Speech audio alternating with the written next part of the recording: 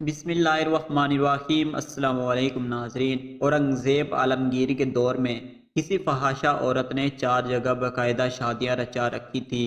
ایک سے خرچہ پانی لیتی، کچھ وقت گزارتی اور پھر میکے جانے کے بہانے دوسری جگہ مال بٹورنے پہنچ جاتی۔ آخر کب تک؟ بات نکلتے نکلتے سرکاری دربار تک جا پہنچی۔ تصدیق کے لیے اس کی عدالت میں طلبی ہوئی۔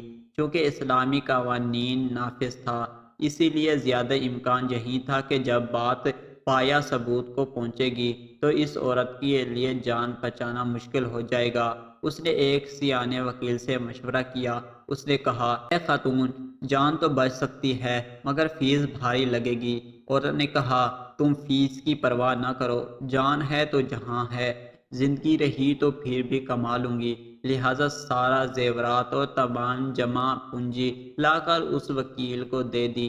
وکیل نے کہا، عدالت میں یوں کہنا کہ میں جمعے کے روز جامع مسجد کے پاس سے گزر رہی تھی تو خطیب صاحب کہہ رہا تھا کہ اسلام میں 4 شادیوں کی اجازت ہے۔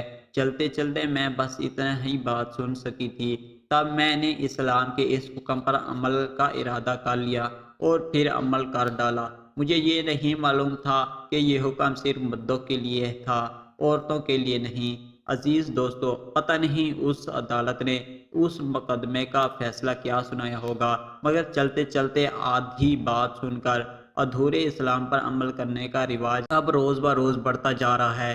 بڑے شہروں میں سحری اور افطاری کی تفصیلات اور مبنی بینر دیکھ کر یہی اندازہ ہوتا ہے کہ رمضان المبارک میں اصل چیز روزہ نہیں بلکہ سحری اور افطاری ہے۔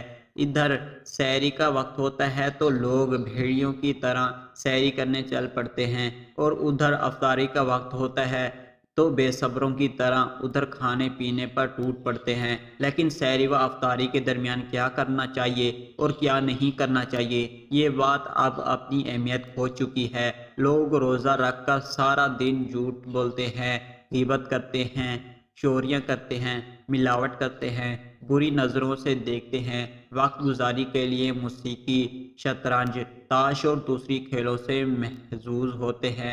تو بتائیے، روزے کی اصل روح کہاں برقرار رہے گی جب روزے کا مقصد ہی فوت ہو جائے؟ خدارا اس ماہ رمضان میں اپنی نماز، روزہ اور دیگر عبادات کو شریعت اسلامی کے تحت ادا کر کے اپنی آخرت کی تیاری کی کوشش کرنا، اور ماہ سیام کے بعد بھی اپنی زندگی ایسے ہی گزارنے کی کوشش کرنا۔ شکریہ۔